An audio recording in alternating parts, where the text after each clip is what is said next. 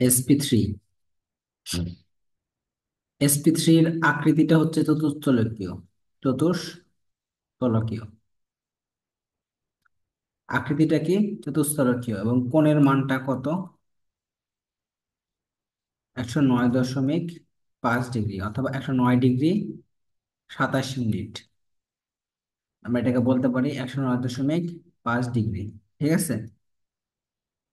আচ্ছা, এখন দেখো চতুস্তলকীয় আকার কোনটাকে বলে। sp3 মানে কি?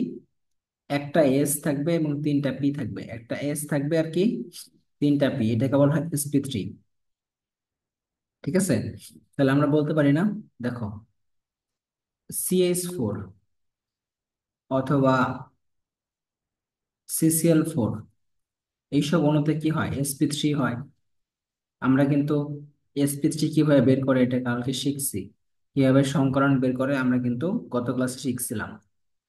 সো CH4 এর মধ্যে দেখো কি করতে হবে। প্রথমে কার্বনের ইলেকট্রন বিন্যাসটা করতে হবে, 1s2, 2s2, 2p2। পরে কি করতে হবে?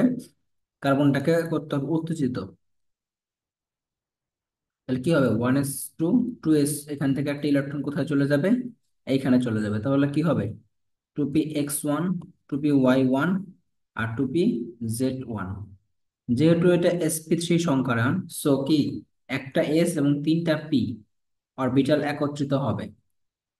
একটা এস এবং তিনটা পি অরবিটাল কি হবে? একত্রিত হবে। তাহলে আকৃতিটা কেমন হবে আমরা একটু দেখতে পাচ্ছি।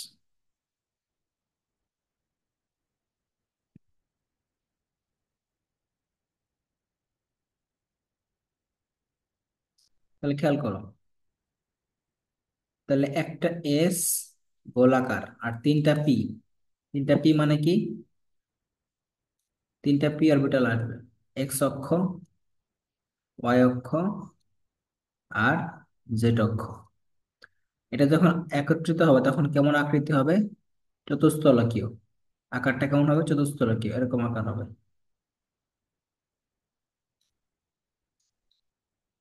অর্থাৎ এটা হলো কি চতুস্তলকীয় আকার। এখানে কোণের মানটা কত হবে? 109.5 ডিগ্রি। ঠিক আছে। তো এটা হলো চতুস্তলকীয় আকার। হীরকের গঠন দেখছিলা? হীরকের 9 টেনে হীরকের যে গঠনটা সেটা কি? চতুস্তলকীয়। ঠিক আছে। হীরকের যে গঠনটা সেটা দেখতে কেমন ছিল? চতুস্তলকীয় ছিল। বুঝতে পারছো? এটা হলো চতুস্তলকীয় একটা আকার। তো এখানে খেয়াল করো,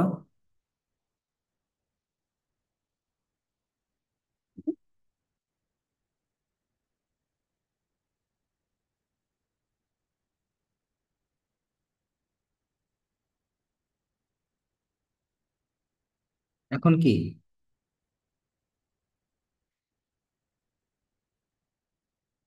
তোমার এখানে CH4 এর মধ্যে কি ছিল?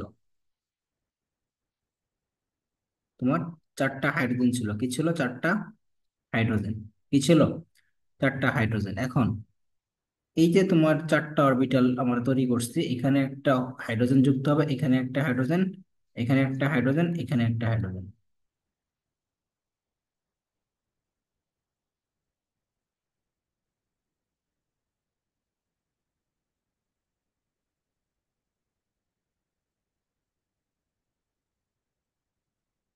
তো চারটা হাইড্রোজেন চার জায়গায় যুক্ত হবে। তাহলে এখানে একটা হাইড্রোজেন, এখানে একটা হাইড্রোজেন, এখানে একটা, এখানে একটা। ইলেকট্রন এখানে একটা, একটা, দুইটা, প্রতিটাতে কয়টা করে থাকবে? দুইটা করে থাকবে। প্রতিটাতে দুইটা করে ইলেকট্রন থাকবে। ঠিক আছে।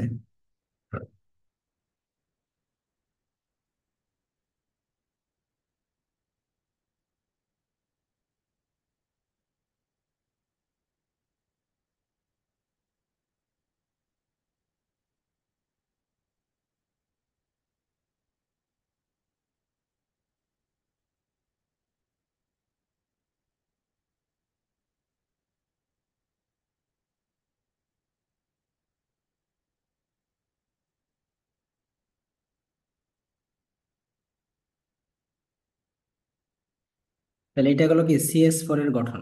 তাহলে মনে রাখবা CH4 এর মধ্যে কি থাকে, তোমার একক বন্ধন থাকে। কি থাকে? একক বন্ধন। আমাদের যে অ্যালকেন আছে, অ্যালকেনের মধ্যে কি থাকে? একক বন্ধন থাকে। কি থাকে? একক বন্ধন থাকে। ঠিক আছে। আচ্ছা,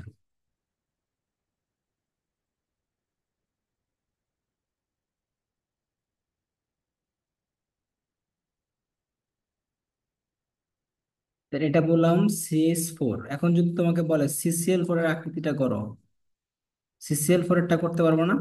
একদম সেম। কি আকৃতি? চতুস্তলকীয় আকৃতিটা হবে, আগের মতোই সেম হবে। ঠিক আছে, আগের মতোই সেম। কিন্তু এখানে কি, এখানে কি হাইড্রোজেন আছে? এখানে কি হাইড্রোজেন আছে? হাইড্রোজেন নাই। এখানে কি আছে? ক্লোরিন। ক্লোরিনের মধ্যে কি থাকে বলতো? 3P Z X, এটা থাকে না? 3P Z1 থাকে না? সো এখানে কি তোমার গোলাকার এরকম হবে? এরকম তো হবে না। কিরকম হবে বলতো? এই যে এরকম। ঠিক আছে, চারটাতে চারটা কি থাকবে? 3P Z অরবিটাল থাকবে, মনে থাকবে। তাহলে এটা হলো কি তোমার 3P Z অরবিটালটা।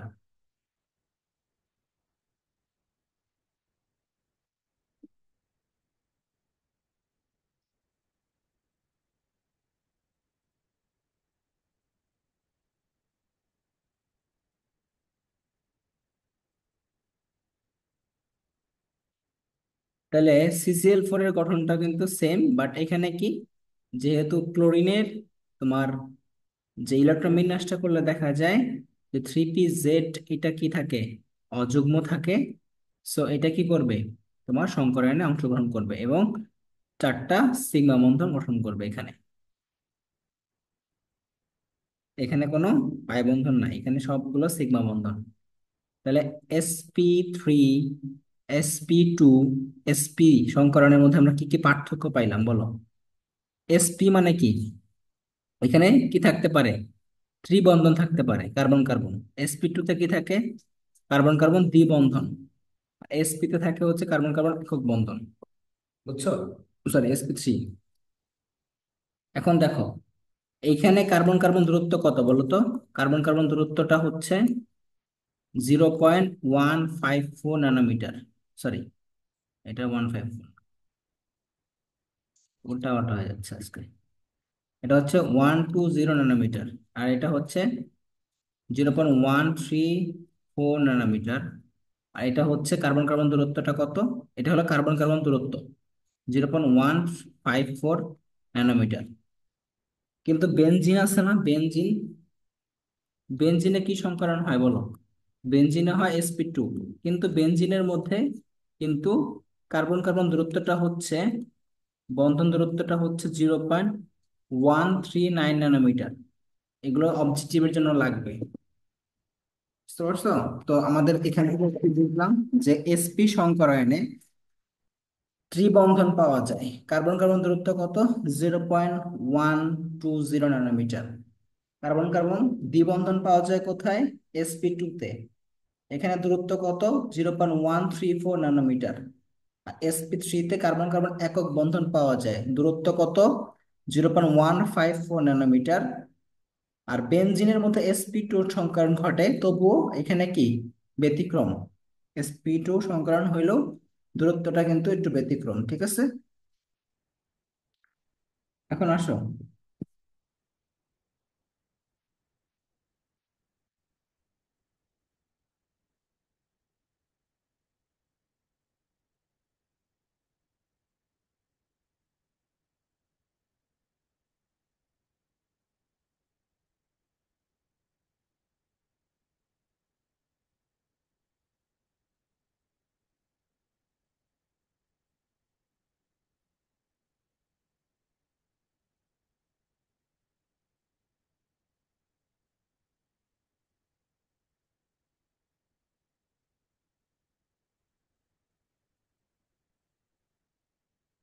এখন দেখো, sp3 তে কিছু ব্যতিক্রম আছে বন্ধন কোণের।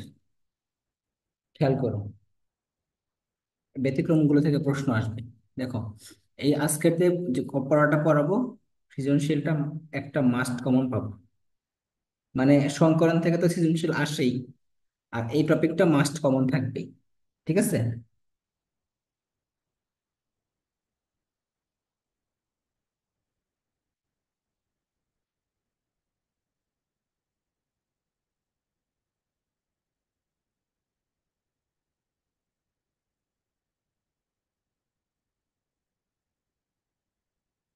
দেখো, NH3, এটার নাম কি? অ্যামোনিয়া।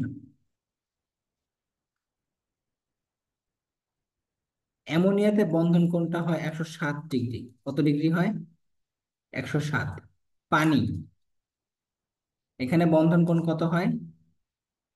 104.5 ডিগ্রি।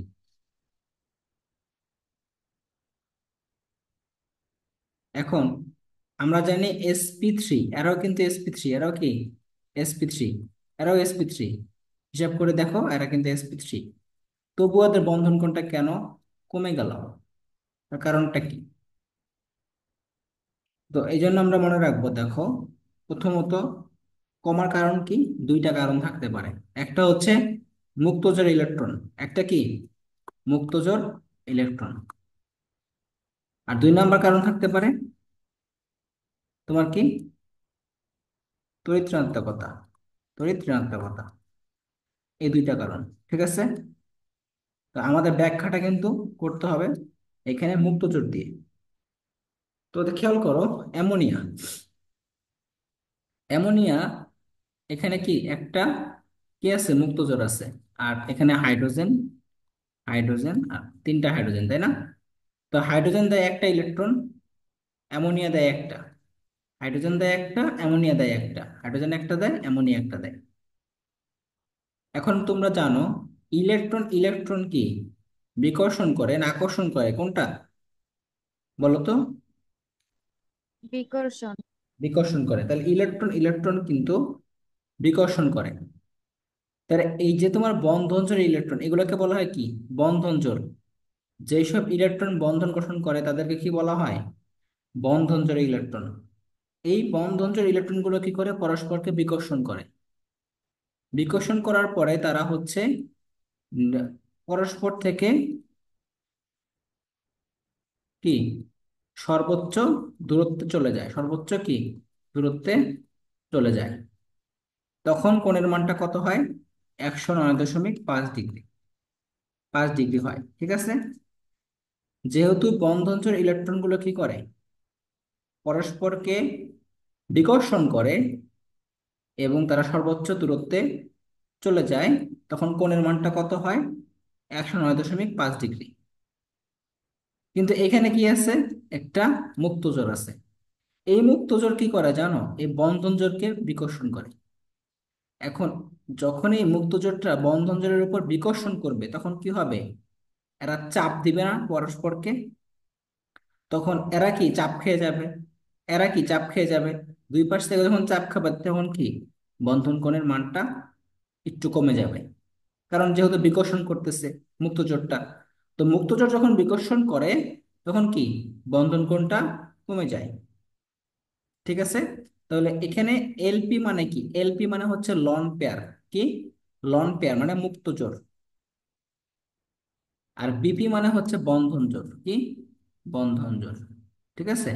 তাহলে মনে রাখবা, লন পেয়ার এবং বন্ড পেয়ার, এদের বিকর্ষণটা বন্ড পেয়ারের চেয়ে বেশি হয়।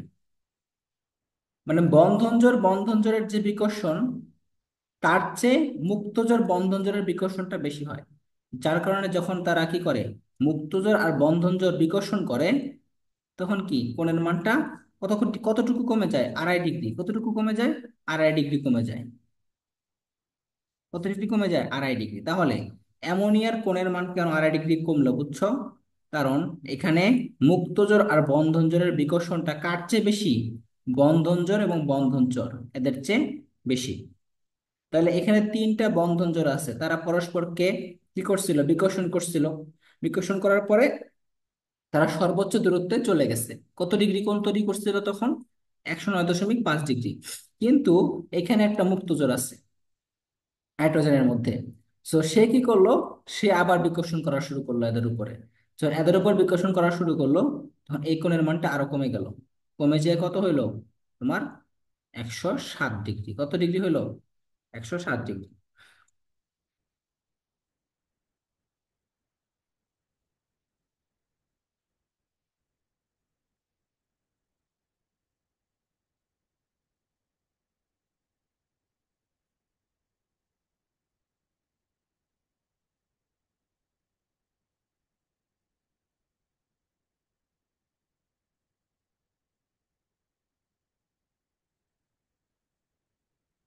ঠিক আছে।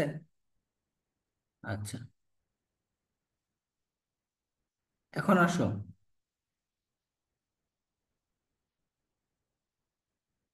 পানি। পানির মধ্যে এদের কোণের মানটা কত হয় বলো তো? 104.5 ডিগ্রি। কেন 4.5 ডিগ্রি হয়েছে কোণের মানটা, এটা একটু বুঝতে হবে।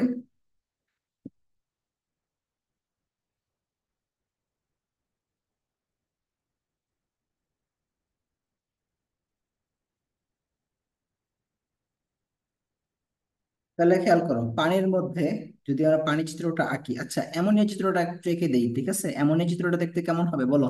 অ্যামোনিয়া কি হবে? চতুস্থলকীয় হবে। আগের মতোই হবে। কি হবে? আগের মতোই। কি হবে? চতুস্থলকীয়।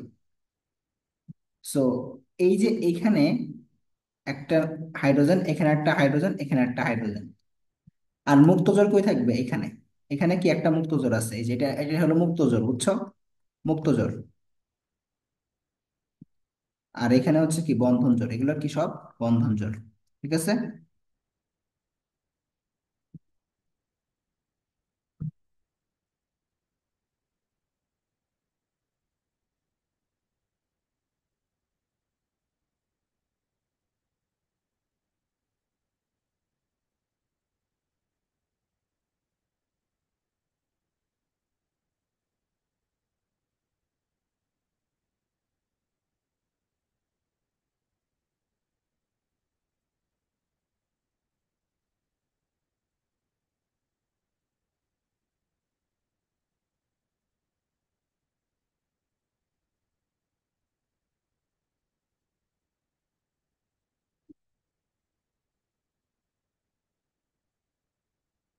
আচ্ছা,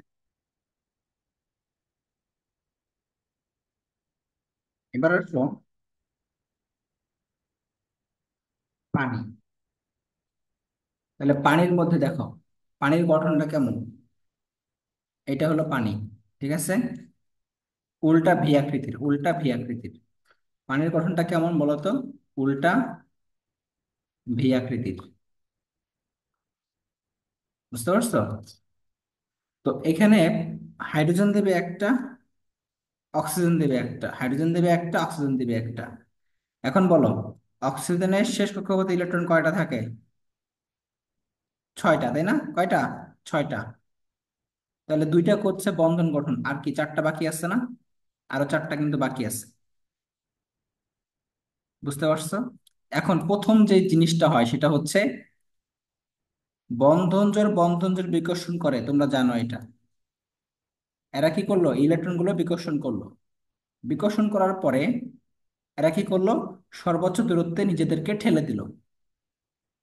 তারপরে এদের মধ্যে কি আছে? দুইটা মুক্ত জোড় আছে। কি আছে? দুইটা মুক্ত জোড়। এই লন পেয়ার আর লন পেয়ার কি করে? এরাও বিকর্ষণ করে। কি করে? এরাও বিকর্ষণ করে। মুক্ত জোড় কি করে? বিকর্ষণ করে। ঠিক আছে।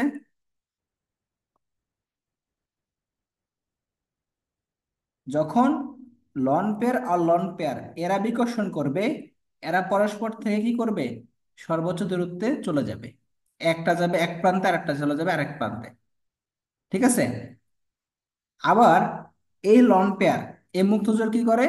আবার এই বন্ধন জোড়ের উপর বিকর্ষণ করা শুরু করে। তখন কি?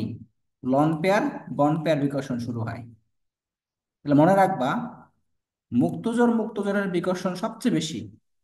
তারপরে মুক্তজোড় বন্ধন জোড়। তারপরে বন্ধন জোড় বন্ধন জোড়। Bond pair bond pair. তাহলে কার বিকর্ষণ সবচেয়ে বেশি হয়? মুক্তজোর মুক্তজোরের বিকর্ষণ, তারপরে মুক্তজোর বন্ধন জোর, তারপর কি বন্ধন জোর বন্ধন জোর। তাইলে পানির মধ্যে তিনটা বিকর্ষণ আছে।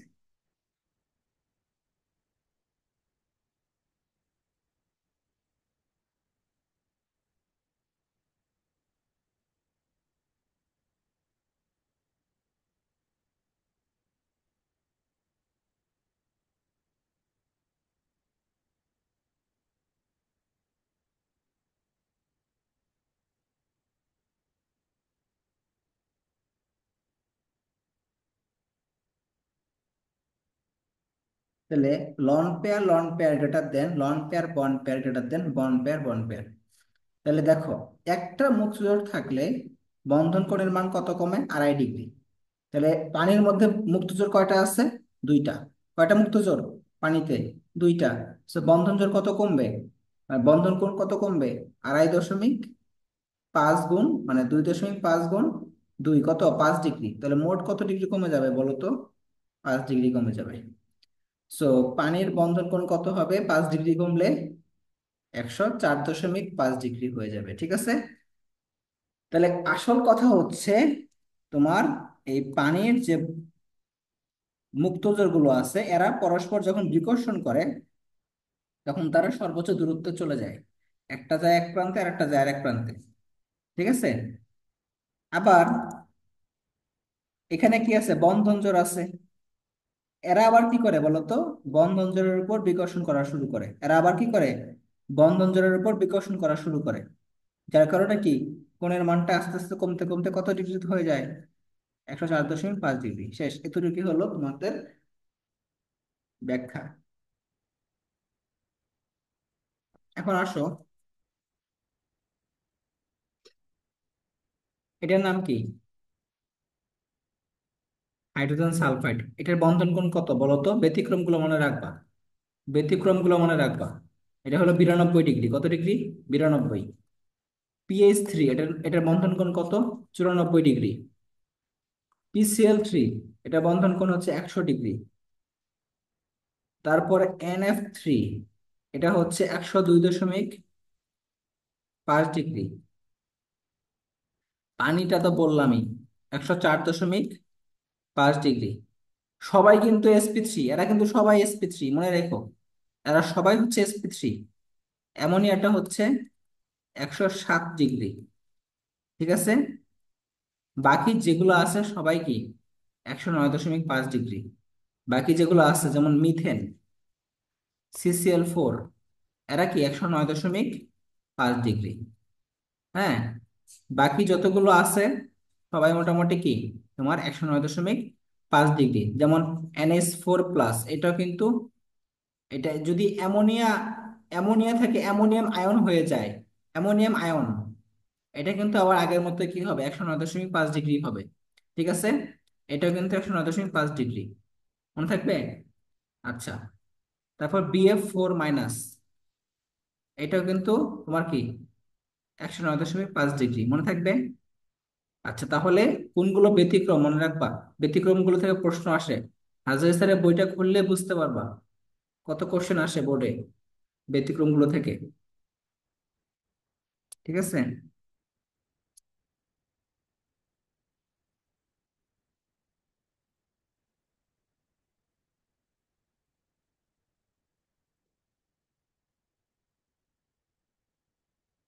এখন দেখো,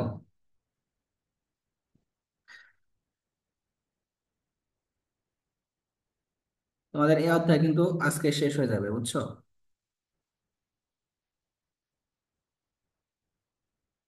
না, আজকে না, আরো আরো ক্লাস লাগবে। মানে অধ্যায় শেষ মানে এই অধ্যায় তো অনেক বড় না। এই অধ্যায়ে এত পরিমাণ তথ্য বা এত পরিমাণ হচ্ছে থিওরি, শেষ হইয়াও হইতে চায় না শেষ, বুঝছো। কিছু না কিছু বাকি থাকেই। ভাবলাম যে শেষ, বাট আমার মনে মাথায় পড়লো যে না, এখনো শেষ হয় নাই। জটিল আয়নের সংকরণ বাকি আছে। আবার জটিল যৌগর যে রঙিন যৌগ কেন হয় এটা বাকি আছে। অনেক কিছু বাকি আছে এখনো। আবার অজৈব যৌগের নামকরণ বাকি আছে। দেখো, এখন খেয়াল করি আমরা, sp3d, এটা কোথায় হয়? এটা হয় হচ্ছে PCl5-এ, এটাতে sp3d হয়। আকৃতিটা কি?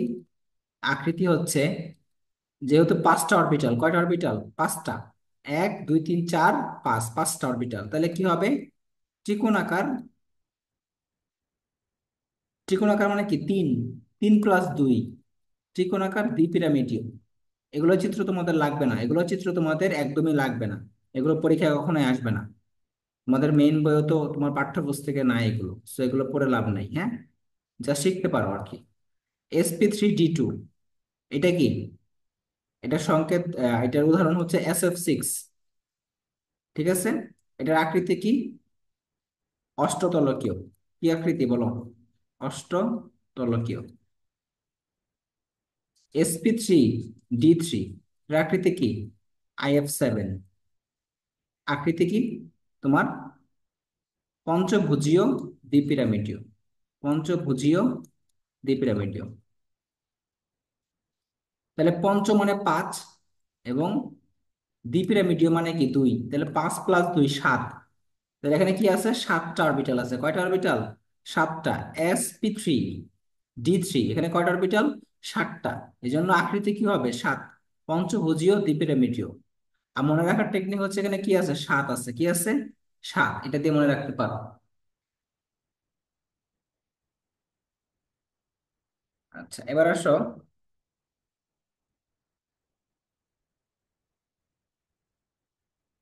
আর কি কি ব্যতিক্রম আছে এটা একটু দেখাই তোমাকে। এগুলো তো তোমাদের সংকরায়নের জাস্ট তোমার সংজ্ঞাতে অথবা কি বলে অবজেক্টিভে আসবে, নিচের কোনটি sp3d2, অথবা বলবে IF7-এ কোন সংকরণ হয়। বুঝতে পারছো এগুলো? এখন দেখো, এটার নাম কি? Xenon difluoride, xenon hexafluoride, xenon, এটা টেট্রাফ্লোরাইড, এটা হেক্সাফ্লোরাইড। আজকে যে কি লাগে ভুল ভাল বলতেছি, ঘুম পাইতেছে মনে হচ্ছে। দেখো, xenon difluoride, xenon টেট্রাফ্লোরাইড, xenon hexafluoride. এখন খেয়াল করো, কোথায় কি সংকরণ হয় এটা বের করতে শিখবা। আমরা শিখছি না এর আগের ক্লাসে? Half v+x - c+a। তাহলে ভি মানে কি? এখানে ভি হচ্ছে কেন্দ্রীয় মৌল। কেন্দ্রীয় মৌলের ইলেকট্রন কয়টা আছে? যোজ্যতা ইলেকট্রন। জেনন কয় নাম্বার মৌল বলো তো? নিষ্ক্রিয় গ্যাস। জেননটা কি গ্যাস? নিষ্ক্রিয় গ্যাস। নিষ্ক্রিয় গ্যাসে কি থাকবে? ইলেকট্রন কটা থাকবে বলো? আটটা। আটটা থাকবে না? যেন নিষ্ক্রিয় গ্যাস। একযোজী মূল কয়টা? একযোজী মূল হচ্ছে দুইটা। কয়টা? দুইটা। চার্জ আছে কোনো? চার্জ নাই। সো 1/2 × 10 কত? পাঁচটা। তাহলে পাঁচ মানে কি? sp3d। পাঁচ মানে কি? sp3d। আচ্ছা, এটাতে কি হবে বলো? এখানেও কিন্তু কেন্দ্রীয় মৌলের যোজ্যতা ইলেকট্রন কয়টা থাকবে? আটটা থাকবে। তাহলে আট প্লাস কত হবে? এক যোজি মূল কয়টা? চারটা। তাহলে 12। 12-রে তুমি হাফ করো, গুণ করো, কত হয়? ছয়। তাহলে কত হয়? sp3d2। আর লাস্টেরটা কি হবে? আট প্লাস ছয় মানে 14। 14-রে তুমি দুই দ্বারা ভাগ করো, কত হয়? সাত। তাহলে কি হবে? sp3d3। একটাতে হয় sp3d, একটাতে sp3d2, একটাতে sp3d3। এই কয়টা মনে রাখবা।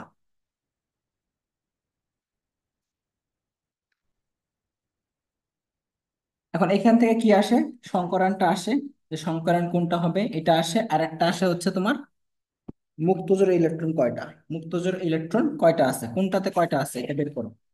দেখো, জেনন ডাইফ্লোরাইড, এটাতে কয়টা আছে বড়? ভাবিয়া বলো তো, এই এক নাম্বারটাতে মুক্তজোড় কয়টা বলো তো?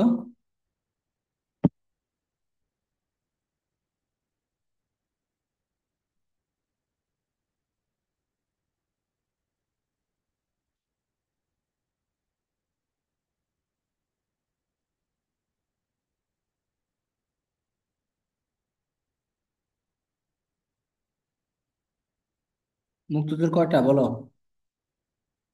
এটাতে মুক্তজোড় কয়টা? বের করো।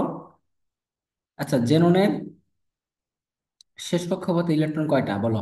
আটটা না? আটটা।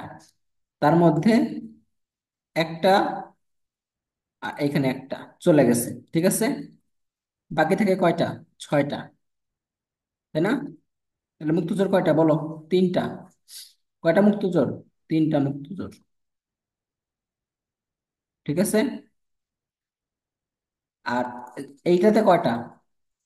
এটার মধ্যে দেখো চারটা ফ্লোরিনের সাথে চারটা ইলেকট্রন চলে গেছে। চারটা ফ্লোরিনের সাথে চারটা ইলেকট্রন চলে গেছে, তাহলে বাকি থেকে কয়টা? দুইটা। দুইটা মুক্তজোর থাকে। আর যেটি F6, এখানে কটা থাকবে? একটা। একটা মুক্তজোর। বুঝতে পারছো? কোনো সমস্যা আছে?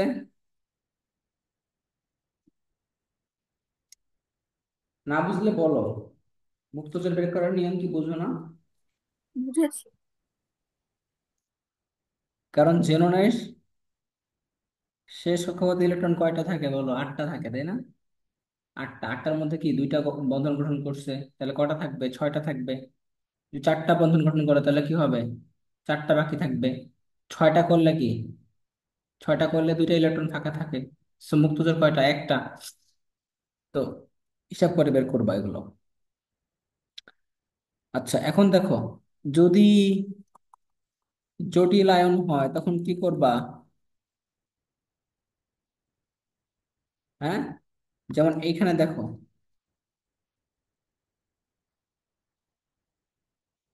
এটা সংকরণ কি বলো? সংকরণ কত?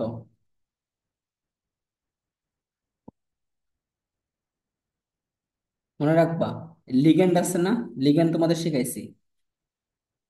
লিগ্যান্ড কয়টা এখানে? লিগ্যান্ড হচ্ছে ছয়টা। কয়টা?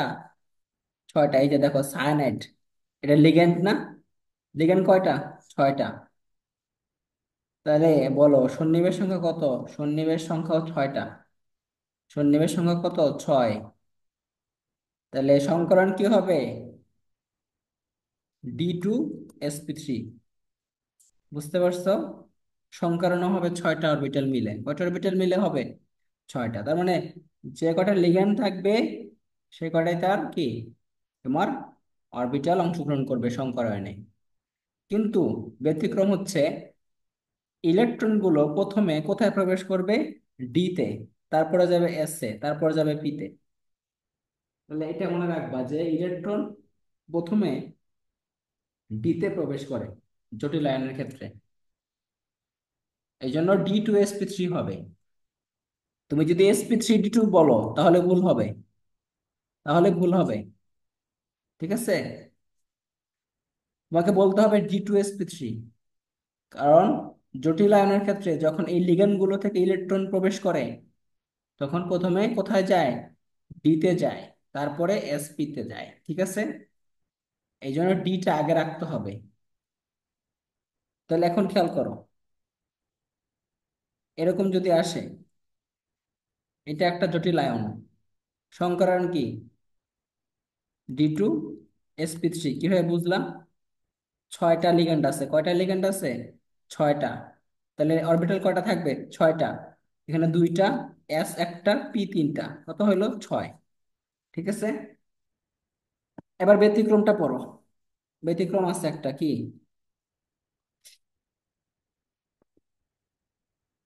কপার।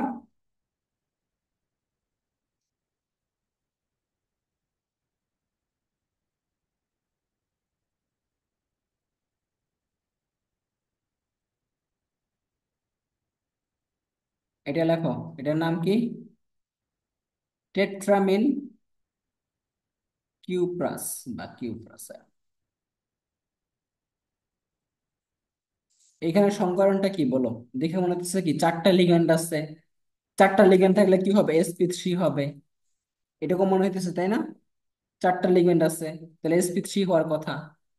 বাট এটা হবে sp2d। এটা কি হবে বলো? sp2d, অথবা dsp2 বলতে পারি, ঠিক আছে? এটা ব্যতিক্রম, এটা কিন্তু ব্যতিক্রম, মনে থাকবে। এটা sp3 হবে না, এটা হবে dsp2 বা sp2d। এটা সংকলন করাইতে হবে, তোমাদের করাবো। সামনে করাবো, পরের ক্লাসে করাবো। পরের ক্লাসে ইনশাল্লাহ অধ্যায় শেষ হয়ে যাবে এটা। আজকে তোমাদের অজৈব যৌগের নামকরণ শিখাবো, ঠিক আছে? তোমরা অজৈব যৌগের নামকরণ শিখবা অনেকগুলা।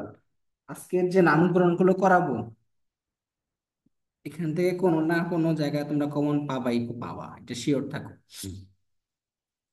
এটা হলো অজৈব যৌগের নামকরণ করাবো এখন, ঠিক আছে? অজৈব যৌগের নামকরণ, অজৈব যৌগের নামকরণ।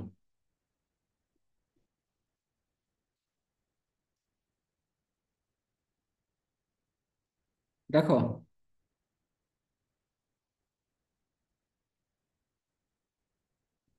প্রথমে আমরা শিখবো অক্সো অ্যাসিড। কি শিখবো?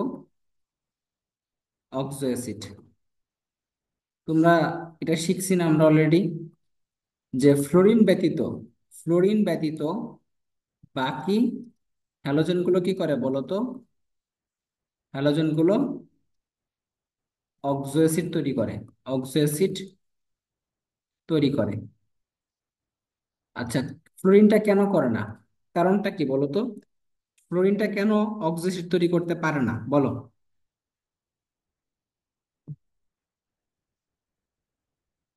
ফ্লোরিনটা কেন অক্সো অ্যাসিড তৈরি করতে পারে না বলো?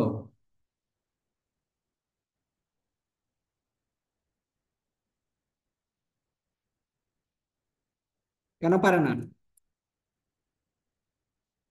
কারণ ফাঁকা ডি অরবিটাল নাই, এই জন্য পারে না। এটা যদি এখনই না পারো, এখনই যদি ভুলা যাও, তাহলে তো তোমার পরীক্ষায় আস্তে আস্তে তোমরা কিছুই মনে রাখতে পারবে না। বলো, এটা কতবার বলছি যে এটা গঠিত কেন হইতে পারে না, এটার একটাই ব্যাখ্যা, দুইটাই ব্যাখ্যা, ঘুরে ফিরে একই ব্যাখ্যা। কি? ফাঁকা ডি অরবিটাল নাই, অথবা আর কি থাকতে পারে? ইলেকট্রন বিন্যাসে ব্যতিক্রম বা আকারে ছোট, অথবা তোমার কি তড়িৎচন্দ্রকতার পার্থক্য কম, অথবা মানটা কম। এগুলোতে ব্যাখ্যা বারবার, এগুলো ব্যাখ্যা ঘুরে ফিরে আসে। এই অধ্যায়ে ব্যাখ্যার মধ্যে পাঁচটা জিনিস মনে রাখতে পারলেই তোমার মনে রাখা যায় সব ব্যাখ্যা। একটা হচ্ছে কি? ফাকাডির বিটাল, এটা দিয়ে ব্যাখ্যা। দুই নাম্বার হচ্ছে তোমার কি? নিঃসঙ্গ ইলেকট্রন যুগল। তিন নাম্বার হচ্ছে তড়িৎচন্দ্রকতা। চার নাম্বার হচ্ছে আকার, মৌলের আকার। এটা দিয়ে সব ব্যাখ্যা। খেয়াল করে দেখো, সব ব্যাখ্যা এইটা দিয়েই। যে সংকরণের যে ব্যতিক্রম গুলো পড়াইলাম, এই ব্যতিক্রম গুলো কিন্তু তোমার কি? ব্যতিক্রম গুলো কিন্তু একই ব্যাখ্যা, বেশি কিন্তু মানে ইয়া নাই। এখন দেখো, অক্সো অ্যাসিড, তাহলে দেখো, HCl ও, HClO2, HClO3, HClO4, HBrO, HBrO2, HBrO3 আর HBrO4। এটার নাম কি? এটার নাম হলো হাইপোক্লোরাস। কি? হাইপোক্লোরাস। এটার নাম কি হবে? হাইপোব্রোমাস হবে। কি হবে? হাইপোব্রোমাস। ঠিক আছে? এটার নাম কি? শুধু ক্লোরাস, হাইপোটা বাদ যাবে। এটা ক্লোরাস, এটার নাম কি হবে? ব্রোমাস। এটার নাম হবে ক্লোরিক, এটার নাম হবে ব্রোমিক। কি হবে? ব্রোমিক। এটার নাম কি? Perchloric, perchloric. আর নিচেরটা কি? পারব্রোমিক, পারব্রোমিক। তাহলে হাইপোক্লোরাস, ক্লোরাস, ক্লোরিক, পারক্লোরিক। হাইপোব্রোমাস, ব্রোমাস, ব্রোমিক, পারব্রোমিক। এক সিকোয়েন্সে মনে রাখবা, একটা সিকোয়েন্সে, তাইলে তো হয়ে গেল। বুঝতে পারছো? আচ্ছা, এখানে ক্লোরিনের মান কত? +1। যার মান হচ্ছে +1, এখানে +3, এখানে +5, আর এখানে +7। হিসাব করে বের করো, সবগুলো কিন্তু এটাই বের হবে। হিসাব করে বের করবা, মুখস্থ করে রাখার দরকার নাই। তুমি দরকার হলে হিসাব করে বের করবা। কারণ অক্সিজেন -2, হাইড্রোজেন +1, তাহলে এটা কি হবে? +1। অক্সিজেন যদি -2 হয় এখানে, তাহলে কত হইলো এখানে? -4। হাইড্রোজেন কি? +1। বাকি থাকে কত? বাকি থাকে +3। কারণ জারণ মান কি হইতে হবে, জারণ মানের যোগফল সবসময় কি হয়, জিরো হইতে হয়। জারণ মানের যোগফল জিরো হইতে হয় সবসময়, ঠিক আছে? তো এটা তোমরা জানো। এখানে +5, এখানে +7। সেম ভাবে এটা কি +1, এটা +3, এটা +5, এটা +7। এখন বলো, HCl O4 আর HBrO4 কোনটা শক্তিশালী বেশি, উপরেরটা আর নিচেরটা? কোনটা শক্তিশালী বেশি বলো? পারক্লোরিক নাকি পারব্রোমিক? কে বলতে পারবা? শক্তিশালী বেশি কোনটা? জারণ মান কিন্তু সেম, জারণ মান কিন্তু সেম। পারক্লোরিক পারব্রোমিকের জারণ মান কিন্তু সমান। কোনটা শক্তিশালী অ্যাসিড বলো? ব্রোমিকেটটা মনে হয়। তোমার কানটার মতো তিনটা থাপ্পড় মারবো, বুঝছো? হ্যাঁ, ব্রোমিকেটটা শক্তিশালী। হ্যাঁ, জারণ মান যদি সমান হয়, কি বলছিলাম, যার আকার ছোট সেটা দেখতে হবে না? হ্যাঁ, এই এখনই সব ভুলে গেছো কয়দিনের মধ্যে? যখন জারণ মান সমান হয় কি দেখতে হয় বলো? আকার দেখতে হয়। কয়দিন আগে পড়াইছি, এখনই ভুলে গেছো? যখন জারণ মান সমান হয় তখন কি, আকার দেখতে হয়। এবার মনে থাকবে? বকা দেওয়ার পরে যদি মনে না থাকে তাহলে তো সমস্যা। এই সিম্পল জিনিস যদি ভুল করো, কঠিন হলে তাও বুঝতাম। সহজ জিনিস, ভুল করার কি আছে? তো জারণ মান সমান হলে কি দেখতে হবে, আকার দেখতে হবে। এখন দেখো, এটার নাম কি বলো? Phosphoric acid. কি অ্যাসিড? Phosphoric acid. এটাকে আরেকটা নাম দেওয়া হয়েছে, তার নাম কি? অর্থ ফসফরিক অ্যাসিড। আমরা বলতে পারি এটাকে অর্থ ফসফরিক অ্যাসিড। ঠিক আছে? আচ্ছা,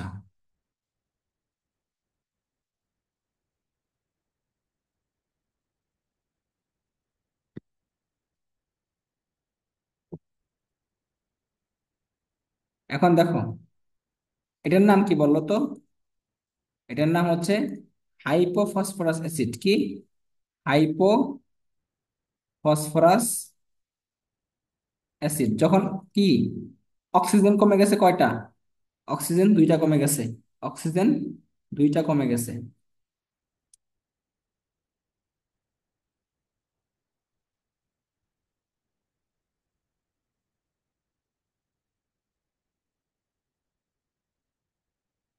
অক্সিজেন কি দুইটা কমে গেছে। দেখো, এই যে এটা, এটার নাম কি? পাইরোফসফরিক অ্যাসিড। কি অ্যাসিড? পাইরোফসফরিক অ্যাসিড। ঠিক আছে? নাম কি? পাইরো। এখন খেয়াল করো, এই যে ফসফরিক অ্যাসিড, এটা কি, প্রথমটা দেখো, 1 নাম্বারটা। এখান থেকে যদি এখনো পানি চলে যায়, এখনো পানি, মানে এখনো পানি চলে গেছে, ঠিক আছে? এখনো পানি চলে যাওয়া মানে কি, দুইটা হাইড্রোজেন কমে যাওয়া, একটা অক্সিজেন কমে যাওয়া। তাহলে দুইটা হাইড্রোজেন কমে গেছে, একটা অক্সিজেন কমে গেছে। তার নাম হচ্ছে কি, মেটাফসফরিক অ্যাসিড। নাম কি বলো তো? মেটাফসফরিক অ্যাসিড। তাহলে যখন এখনো পানি চলে যাবে অর্থ ফসফরিক অ্যাসিড থেকে, এখনো পানি চলে গেলে তার নাম কি হয়? মেটাফসফরিক অ্যাসিড। মেটাফসফরিক অ্যাসিড।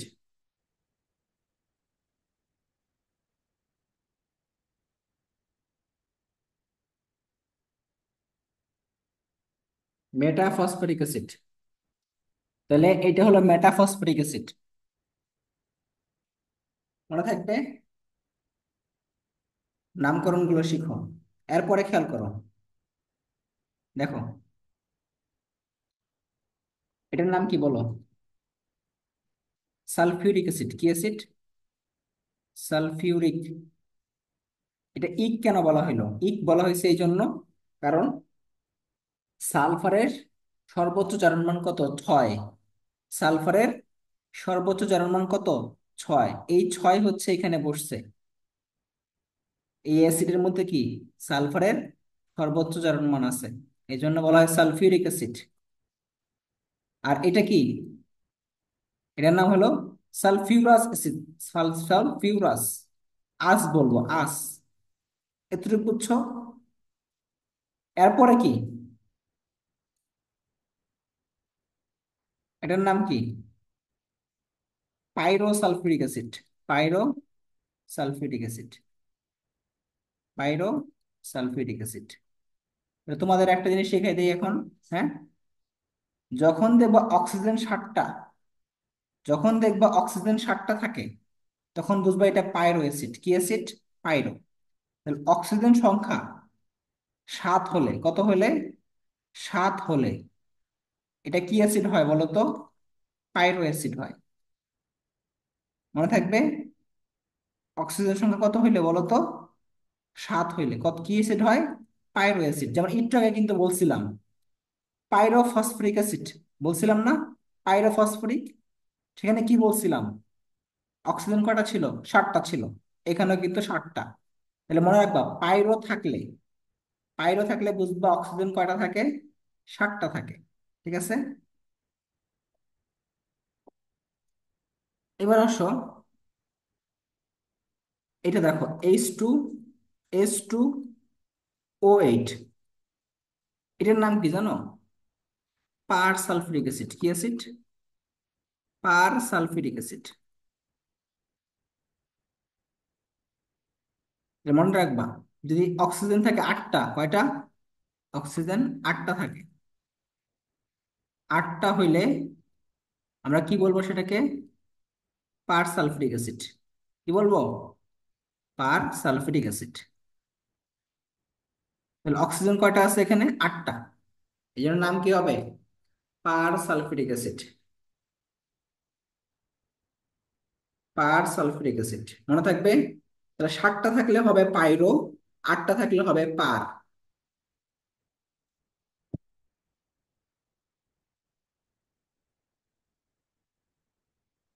আচ্ছা, এটা বুঝছো তো নাকি? মুছে দিলাম। এটার নাম কি? Nitric acid. কি অ্যাসিড? Nitric acid. এটার নাম কি? Nitrous acid. নাইট্রাস। আস। আস হবে, তাই না? আর এটার নাম কি?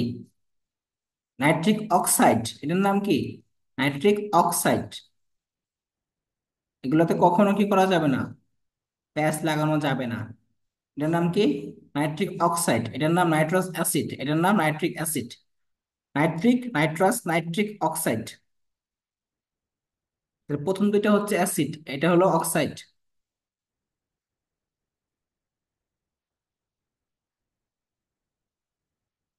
আচ্ছা, এখন শুরু করি আমরা আরেকটা নামকরণ। দেখো, লেখছো না? লেখছো? লেখা শেষ? ঠিক আছে, মুছে দিলাম। Potassium sulphate dot aluminium sulphate dot 24 পানি। এটাকে বলা হয় ফিটকিরি। কি বলা হয়? ফিটকিরি। ফিটকিরি চিনো তো নাকি?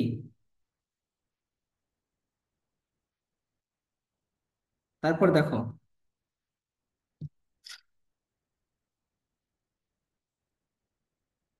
এটার নাম কি? এটার নাম হচ্ছে ক্যালসিয়াম ক্লোরো হাইপোক্লোরাইট। ক্যালসিয়াম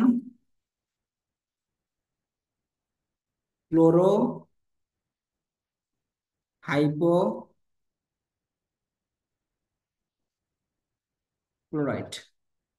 এটাকে বলা হয় ব্লিচিং পাউডার। কি বলা হয়? Bleaching powder. আচ্ছা, তাহলে ফিটকিরিকে বলা হয় কি? এটার ফিটকিরির সংকেতটা কি? Potassium sulphate, aluminium sulphate dot 24 পানি। এটা হলো ফিটকিরি। আর ক্যালসিয়াম ক্লোরো হাইপোক্লোরাইটটা হচ্ছে কি? Bleaching powder. কি? Bleaching powder. এটার নাম কি বলো? সোডিয়াম সালফেট ডট 10 পানি। এটার নাম হলো গ্লোবাল লবণ। কি লবণ? গ্লোবাল লবণ। আর সোডিয়াম কার্বনেট ডট 10 পানি, এটা হচ্ছে বোরাক্স। কি? বোরাক্স। ঠিক আছে। সরি, কি বললাম এটা? এটা হলো কাপড় কাঁচা সোডা।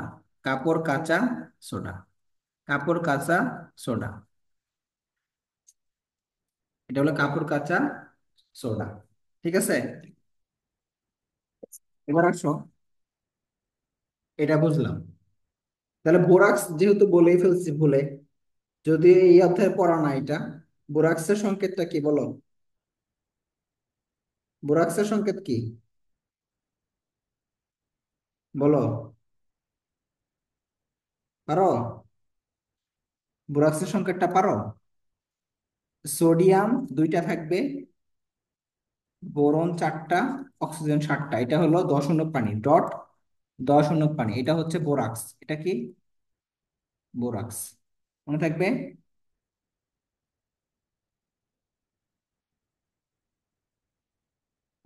আচ্ছা, এখন বলো এটার নাম কি? এটার নাম হচ্ছে ব্লু ভিট্রিয়াল। কি? Blue vitriol. কারণ কপারের রং কি? নীল না? কপারের রং কি? নীল। এজন্য blue vitriol. Zinc sulphate dot 7 পানি, এটা হলো সাদা ভিট্রিয়াল বা হোয়াইট ভিট্রিয়াল। হোয়াইট ভিট্রিয়াল কারণ কি বলতো? কারণ জিঙ্কের রং সাদা। জিঙ্কের রং কি? সাদা, এই জন্য এটা কি সাদা ভিট্রিয়াল। হ্যাঁ, সাদা ভিট্রিয়াল। ফেরাস সালফেট ডট 7 পানি, এটার রং কি হবে? Green vitriol. গ্রিন মানে কি? সবুজ। কারণ কি বলতো? কারণ আয়রন 2 প্লাসের রং সবুজ। Fe2 প্লাসের রং কি বলো? সবুজ। তো এটা কি, কি ভিট্রিয়ল হবে? Green vitriol. ঠিক আছে। আচ্ছা, ম্যাগনেসিয়াম সালফেট ডট 7 পানি, এটার নাম হলো ইপসম লবণ। কি? ইপসম লবণ। ইপসম লবণ। তাহলে এটার নাম কি? ইপসম লবণ। মনে থাকবে। আচ্ছা,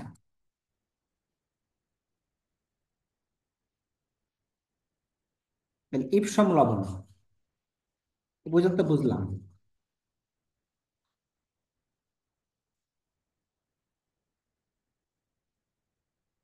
তারপর দেখো এটার নাম কি? ক্যালসিয়াম সালফেট ডট 2 পানি, এটার নাম জিপসাম। কি এটার নাম? জিপসাম। জিপসামকে আমরা এইভাবে লিখতে পারি, কিভাবে বলো তো?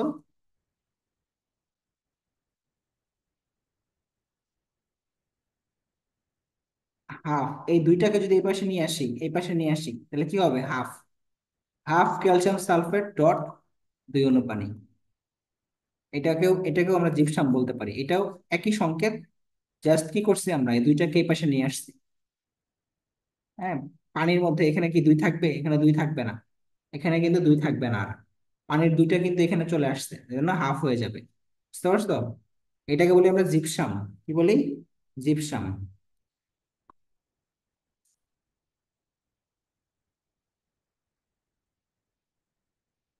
ঠিক আছে।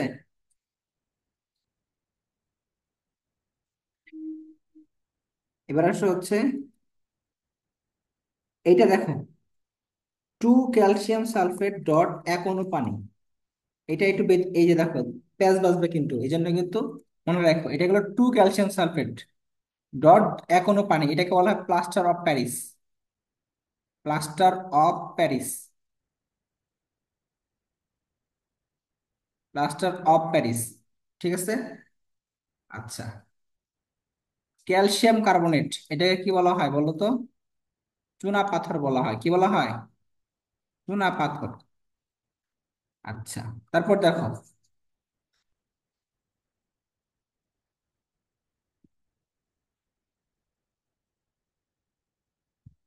দেখো calcium carbonate dot magnesium carbonate, এটাকে কি বলা হয়? ডলোমাইট। কেমিস্ট্রি পড়তে গেলে তোমাদের এই সংকেতগুলো মনে রাখতে হবে। ঠিক আছে, অন্যান্য অধ্যায়ের সাথে এগুলো সম্পর্কিত আছে, মনে রাখতে হবে। ডলোমাইটের সংকেত কি? Calcium carbonate dot magnesium carbonate.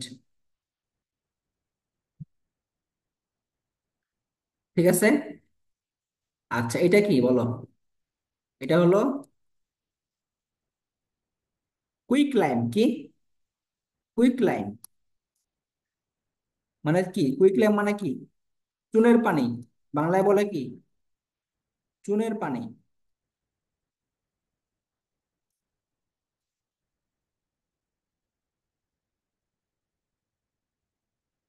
ঠিক আছে। এটা দেখো, এটাকে বলা হয় কি জানো? এটাকে বলা হয় magnesium hydroxide. Milk of magnesia. Milk of magnesia. Milk of magnesia. ঠিক আছে। আচ্ছা, এটাকে বলা হয় কি বলতো? Sodium hydroxide dot calcium oxide. এটাকে বলা হয় সোডা লাইম। Soda lime.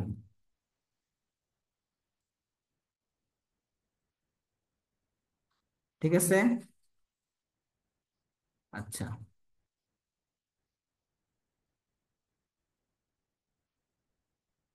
এটার নাম কি? অ্যালুমিনিয়াম অক্সাইড ডট দুই অনু পানি। এটাকে বলা হয় বক্সাইট। কি বলা হয়? বক্সাইট। পিবিএস, এটাকে বলা হয় গ্যালেনা। কি বলা হয়? গ্যালেনা। এইচজিএস, এটাকে বলা হয় সিনাবার। কি বলা হয়? সিনাবার।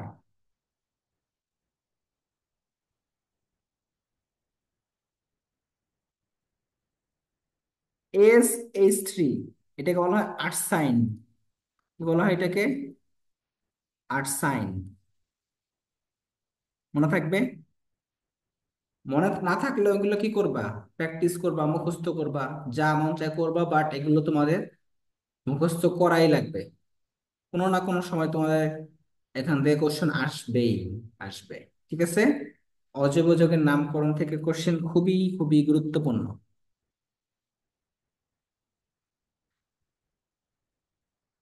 কোনো না কোনো ফেজে যায় তোমরা এগুলোর মধ্যে একটা না একটা পাবাই। এবং প্রতিটা অধ্যায়ে কিন্তু এগুলো লাগে। বুঝছো? প্রতিটা অধ্যায়ে এগুলো লাগবে। আজকে যেগুলো বললাম অজৈব যৌগের নামকরণ, A to Z সব মনে রাখ। ফিটকিরি থেকে ফিটকিরি, তারপর কি বললাম? Bleaching powder, sodium chloro hypochlorite. তারপর বললাম কি? ডলোমাইট, জিপসাম লবণ, ইপসাম লবণ, borax, green vitriol, blue vitriol, white vitriol. তারপর কি? গ্লোবাল লবণ। তারপর কি? সোডিয়াম কার্বনেট দর্শন পানি, সাবান, এটাকে বলা হয় কাপড় কাচা ছোড়া। তারপর আরেকটা কি? Sodium bicarbonate. এটাকে কি বলা হয়? Sodium bicarbonate. এটাকে বলা হয় কি? এটাকে বলা হয় তোমার কি? Baking soda. কি বলা হয়? Baking soda.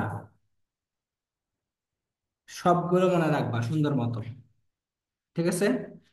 তাহলে আজকে তোমাদের যা যা পড়াইলাম অধ্যায়ের মোটামুটি শেষের দিকে, আরেকটা ক্লাস নিলে অধ্যায়ের তোমার থিওরি শেষ হবে। থিওরি শেষ করার পরে আমাদের অবজেক্টিভ সলভ করব, প্লাস সৃজনশীল সলভ করব। ঠিক আছে। অবজেক্টিভ সৃজনশীল সলভ করব দুইটা ক্লাসে। তারপর তোমাদের পরীক্ষা নিব এই অধ্যায়ের। ওকে। তাহলে আজকে থাক, এ পর্যন্ত থাক। যাও। আল্লাহ হাফেজ।